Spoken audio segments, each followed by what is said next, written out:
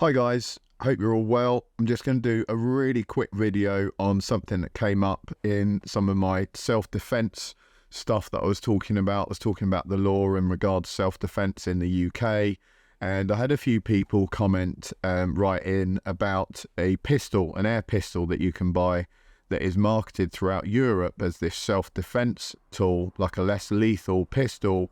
And it is available in the UK, but they market it slightly different for obvious reasons, because they're not going to be selling something that's a weapon, if you like. There's no legal facility for us to buy such a thing in the UK or to possess it. So they're selling it more as a sort of toy, a target shooting thing. But if you look at the marketing from other countries, it's definitely marketed as a less lethal anti-burglar device or something. So it's basically a 50 cal revolver that in effect is like a paintball gun, I guess I would describe it as. I think it's made by Umarex, and it fires these large plastic or rubber balls that are 50 cal in diameter. And the idea being, in the European countries it's sold in, that you could shoot these at burglars or someone, coming into your house with bad intention, and that would be a way to get rid of them out of your house without actually causing them any really severe damage.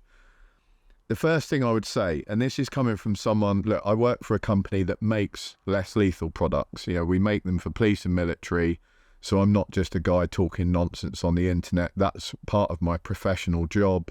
I understand the energy limits involved and what you can and can't do there. These projectiles fall way below the energy limits that you would require for a less lethal device. They are just going to annoy people. You could shoot me 6 times with that revolver, and if I was really intent in coming into your house and doing you harm, I'm going to come in your house and do you harm.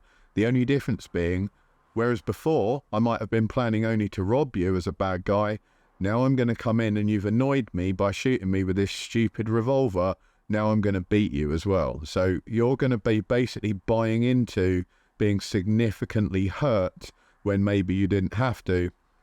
And if you're someone who thinks, well, I fight, burglars back, I'm going to make a stand.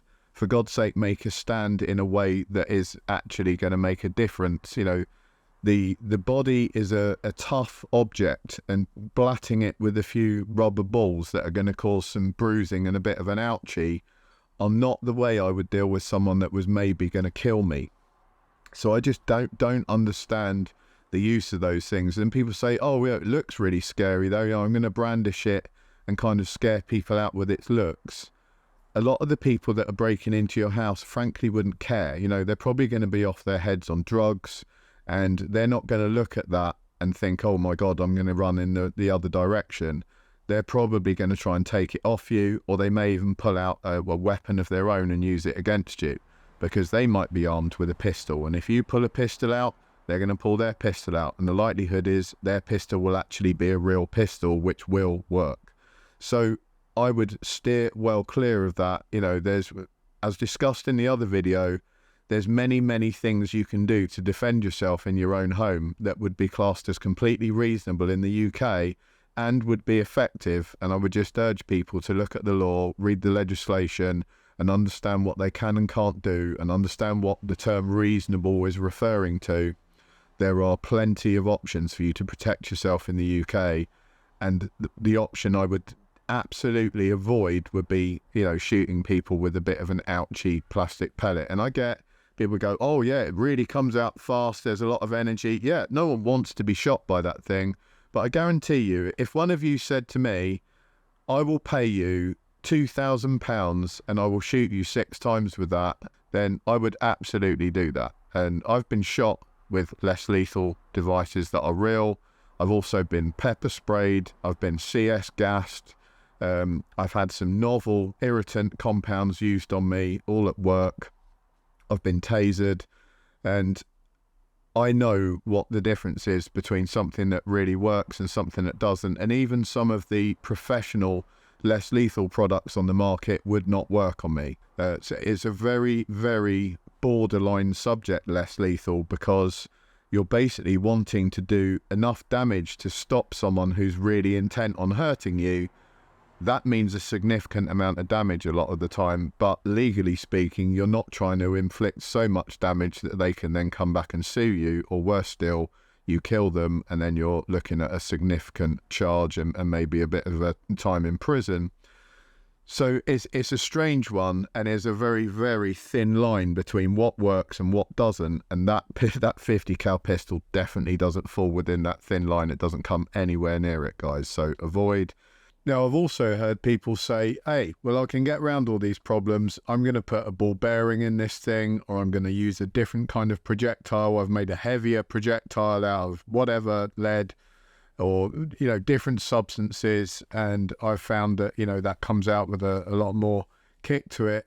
Now you've got a serious problem, or maybe two serious problems. So problem number one, you've now manufactured a customized item to go in that launcher, into that pistol, and it's going to be very obvious if you shoot a burglar with that and do him any significant damage, or you take his eye out or something like that, and then all that gets investigated by the police, which it very likely would be. They're going to find that you've modified a standard instrument and you've turned it into a weapon. You've done something to that specifically to weaponize it, and that's going to leave you open to prosecution. And the police would very likely prosecute for that. If you've converted a pistol to be more dangerous so that you can shoot a burglar with it, then you've basically preempted that situation. That wouldn't be classed as self-defense necessarily, because you've armed yourself and you've preempted that, and then you've attacked a burglar with a device that you've kind of modified for that purpose. That's a big legal problem, and it could end up with you getting prosecuted. It's certainly not a sensible idea. Secondly, and more worrying maybe, is that if you modify that with a customized projectile, or you modify it by changing the power on it somehow and altering it so it can be more powerful, because I do believe where it's sold in some other countries, it seems to state that it's around 11 joules of energy, and I think in the UK it's less. I think it's around 7.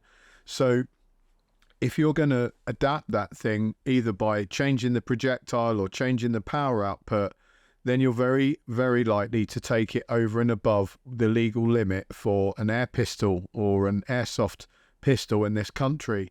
If you do that, you've now got a pistol which falls outside of the, any sort of legally allowed device, and that would become a Section 5 item, the same as a handgun. You might as well have a centerfire handgun if you're going to do that, because they basically fall within the same class. They're Section 5 pistols, and you're not allowed to own those in the UK unless you're a Section 5 RFD, which there are very few of. So if you dealt with a burglar with one of those modified versions that got found to project something that was beyond the allowed power limits, you're basically going to get charged with having a Section 5 handgun in your house, and that you've used it against someone else. It doesn't matter if they're coming in to rob you. They won't take that into account. All they're going to care about is that you've got this illegal weapon on you and you've used it against another person, and that's going to leave you in serious legal problems. So I definitely wouldn't recommend modifying that thing in any way, despite the fact that if you've bought it as some kind of defensive tool, it's pretty much useless for that. And at the same time, if you try and modify it to be a successful defensive tool, you're leaving yourself massively open to a prosecution. The only thing I would say about it is it, if you like the look of it and you want to knock over some cereal cartons in the back garden and have a bit of a laugh, and that's something you're into, then I don't see any issue with it as like a plinking thing, a toy, whatever. That's no issue at all. But if you're buying it for the sole intention of protecting your house and your family, then big mistake, guys. This is the kind of stuff that these sort of keyboard warrior Armageddon idiots on the internet are doing. They've got their bug out bag sat next to them with their 50 cal pistol in it or whatever, because they think there's a zombie apocalypse coming, or that the Russians are going to invade. And heads up, guys, if the zombies do come or the Russians do invade, having some waterproof matches and a sleeping bag and 2 tins of Heinz baked beans and a 50 cal rubber ball pistol in a bag is not going to help you whatsoever. So forget it. You're living in a complete fantasy world. Thanks a lot, guys. I hope that was useful. I hope you guys are not buying that thing as some kind of self-defense device. And I would say the same for any other air gun as well. I've heard people before saying, oh, burglars won't come around my house, I've got an air gun. They're just going to annoy people. That's going to really get your burglars angry with you, and they're going to do some really horrible stuff to you. Air guns of any sort are not a good method to deter serious criminals. Take care. Have a great weekend. I'll see you next time.